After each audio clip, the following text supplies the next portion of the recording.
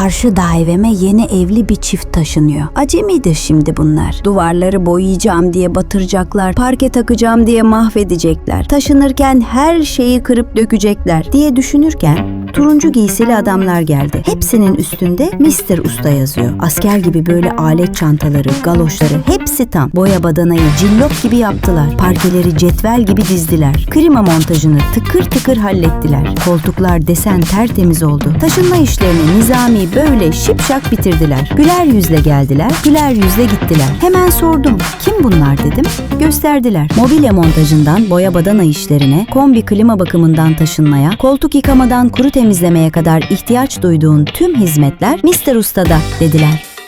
Her evin ustası Mr. Usta ile birkaç tıkla randevunu oluştur, belirlediğin gün ve saatte Mr. Usta kapında olsun. Talep ettiğin hizmeti mutluluk garantisiyle tamamlayalım. Her evin ustası Mr. Usta.